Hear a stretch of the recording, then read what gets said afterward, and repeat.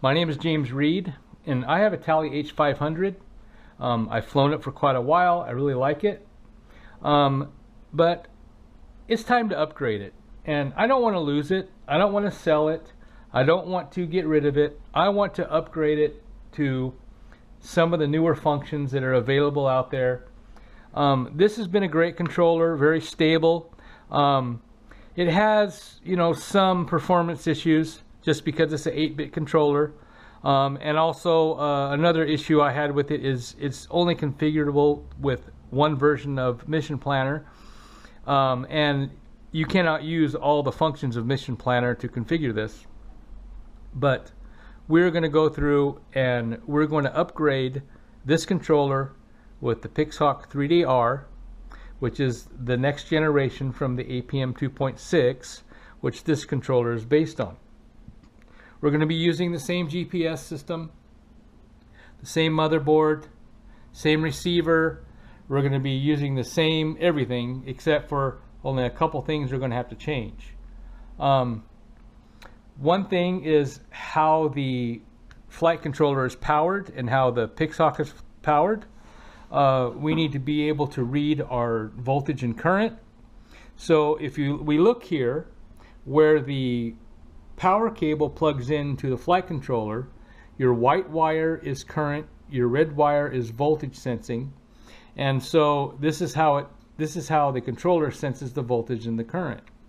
So we've tied these wires into the wires that the Pixhawk uses to sense the voltage and the current. And then to power the board, we added a 5-volt BEC that's capable of 6S voltage and amperage, and tied it directly into the battery. And this gives us our voltage and current sensing and powers the board for our peripherals, such as our GPS and supposedly the receiver. So what I've also found is when I connected everything that there just wasn't enough power for the landing gear and for the LEDs on the ECSs. So I added another 5-volt BEC directly into the 12-volt system, and this goes to the receiver to power the landing gear, and this goes into the flight controller to power the LEDs and other peripherals that you want to add to the flight controller.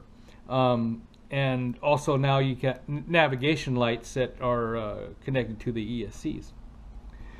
We're going to lose our little blue flashing lights that show us our GPS lock. We're going to use this instead. There are other options that you can do.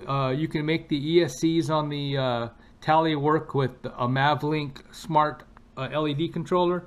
I don't want to go that way. There's just too many wires for me. So anyway, I'm just going to go this way. I'm going to double sticky tape it somewhere on the airframe. But this shows you your gyros being calibrated and the GPS lock and your arm function. So this gives you a lot of information, a lot more information than the little blue lights did. We're going to use the same GPS system. It's been a good GPS system. So there's no reason to change that, and it's going to mount directly where it was before. You do have to modify cables in order for it to plug into the Pixhawk, and it works fine. So we're going to add a happy and sad tone buzzer. Going to be using the same receiver. I have both receivers here. One is a 705 and one is a 708. One's FCC and one's C, or whatever that means. I guess it means wherever you are in the world, you got different rules and regulations, so all that kind of stuff. We're going to be we're not going to be using our telemetry, which is kind of a joke, and switching over to mini OSD, which is going to give us a lot more information. This is the little doohickey to program it. We're going to modify the iLook to be able to have the on-screen display from the mini OSD, so you can see the information from your Wakira receiver. We're going to add a 5 gigahertz transmitter for the video if you want to connect a GoPro. So we're going to do all this, and this is my contribution to YouTube and the RC drone community.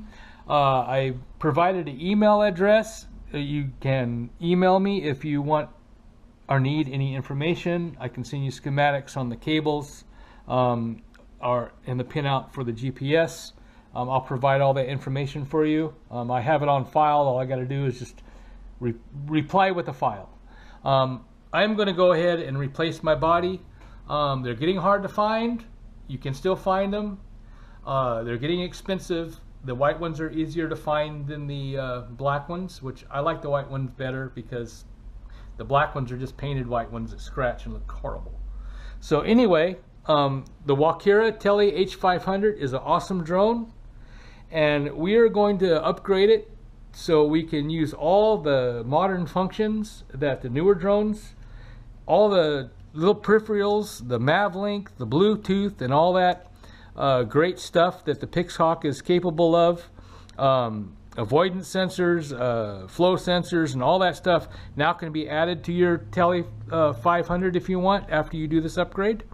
It's relatively simple. You don't have to take it apart like I did. I just did this to show the components, and this, I'm anal, so I'll take it all apart and put it back together again anyway. So anyway, we're going to go through all this, and I'm going to show you exactly how to do it. As this video is being made, I've already have it done.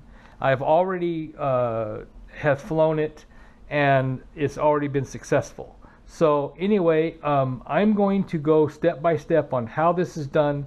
I took it apart to reassemble it into a new body, and so as I'm reassembling it, I'm going to go ahead and make this video on how to do the upgrade just as a community service. Anyway, thank you for tuning in, and check back with me in a week or so or less, and I'll have another video on how to start the assembly. We're going to go through step by step of everything, the configuring the flight controller, all the way up to auto tuning and its final product. So anyway, thank you for watching, and I hope you find this useful. Happy flying.